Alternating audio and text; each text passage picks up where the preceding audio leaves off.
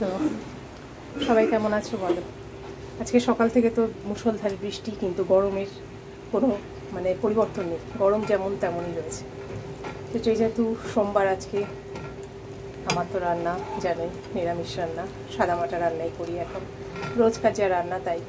তো ঝিঙে বাটা তো আছেই, যেহেতু সেটা রসুন দিয়ে বাটা, সেই জন্য আজকে ছেলে খাবে না, তার জন্য ঝিঙে পোস্ত করছি, ঝিঙে আলু পোস্ত, ঘি, মটর ডাল, আলু ভাজা, ওই দিয়েও খেয়ে নেবে।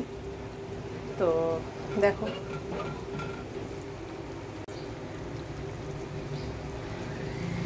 পাঁচফোড়ন দিয়ে ঝিঙে আলুটা ভেজে নিয়েছি, আলুগুলো নরম হয়ে গেছে, ঝিঙেটাও নরম হয়ে গেছে। এবার দিয়ে দেবো পোস্তর মধ্যে আমি তিনটে কাঁচা লঙ্কা দিয়ে বেটে রেখে দিয়েছিলাম, ঠিক আছে।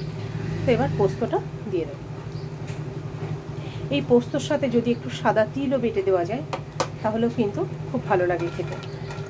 চিনি আর লবণ তো দিয়েইছি, সামান্য একটু হলুদ দিয়েছি, পোস্তে বেশি হলুদ ঠিক ভালো লাগে না দেখতে, তাই জন্য বেশি হলুদ দিইনি, খুব হালকা একটা হলুদ দিয়েছি। বুঝতে পারছো নিশ্চয়ই তোমরা হলুদের পরিমাণটা কেমন দিয়েছি। তো এই হচ্ছে ঝিঙে পোস্ত। হ্যাঁ, তো যেহেতু রোববার দিন, গতকাল আর কি, আজকের এই ভিডিওটা কিন্তু তোমরা হয়তো মঙ্গলবারে পাবে, ঠিক আছে। তো আজকে সোমবার, তো আজকেরটা মোটামুটি ছাড়া হয়ে গেছে, কারণ রোববারেরটা আজকে ছেড়েছি। তো যাই হোক, গতকাল আমার শরীরটাও খুব একটা ভালো ছিল না, আর কেমন একটা অস্বস্তি বোধ হচ্ছিল শরীরের ভেতরে। তারপরে স্নান টান করে এসে যখন পুজো দিতে যাব, তখন ছেলে বলল, মা আজকে তুমি ভাত রান্না করো না। ওর ভাত রান্না করো না, হয়তো কোথাও যাবে, হয়তো খেতে বন্ধুবান্ধবের সাথে। পুজোর টাইমটা এখন, আগে যদিও একটুখানি বেরোতো বন্ধুদের সাথে একদিনের জন্য, এখন আর বেরোয় না, বাড়িতেই থাকে। কেননা টুকটাক এটা ওটা নিয়ে আসা এই সমস্তগুলো করতে হয়, কখন লাগে, তার জন্য বাড়িতেই থাকে এখন। তো তারপর আমি ভাবলাম, তুই তো আগে বলবি, আমি তো চাল ভিজিয়ে রেখে দিয়েছি। বললো কারোর জন্যই ভাত করবে না, তুমি পুরো চালটা ফ্রিজে ঢুকিয়ে দাও। তো ফ্রিজে ঢুকিয়ে দাও বললাম, তো বলে আজকে বিরিয়ানি আনবো। তো এটা আনার কথা ছিল, হয় বাইরে গিয়ে খেতাম, না হলে বাড়িতেই আনতাম মহালয়ার দিন, নেক্সট সানডে। তো যাই হোক, ছেলের বাবার হঠাৎ করে ইচ্ছা করলো, বললো না, বাপিন বলছে যে আজকে বিরিয়ানি খেতে ইচ্ছে করছে, বিরিয়ানি নিয়ে। তো আমি আর কি, তখন যাই হোক চিকেন নিয়ে এসেছিলো, তো টিকেনগুলো একটু পরিষ্কার করে ফ্রিজে দিয়ে দিলাম, আর চাল টাল যা ধোয়া ছিল সেগুলো সব ফ্রিজের মধ্যে ঢুকিয়ে দিলাম। আজকে সেই ভাত রান্না হচ্ছে।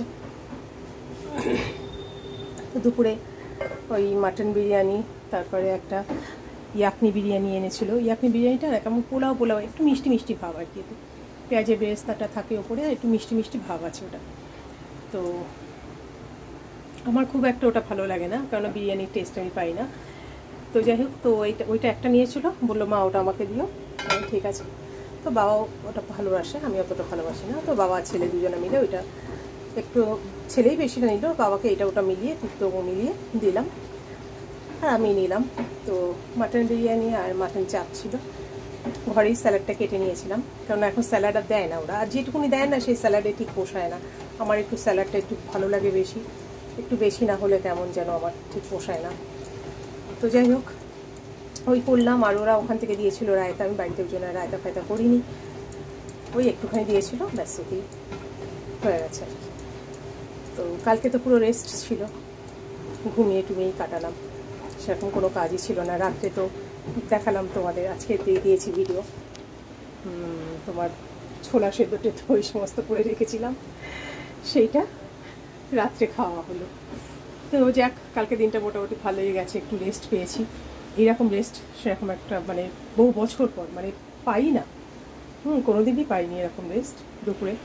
তো সেদিনকে আর কি পেলাম, গত রোববার আর কি পেলাম রেস্ট। তো ভালোই লাগে বলে, এরকম মাঝে মাঝে একটু রেস্ট পেলে কান্না ভালো লাগে।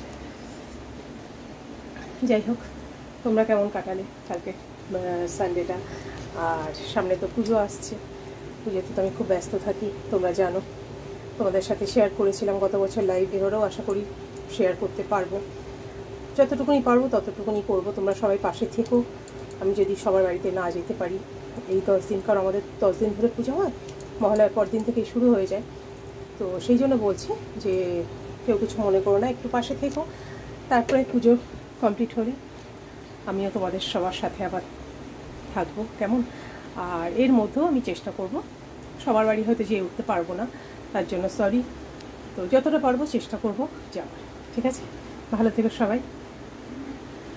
দুর্গাপূজার অনেক অনেক শুভেচ্ছা আগাম সবাইকে।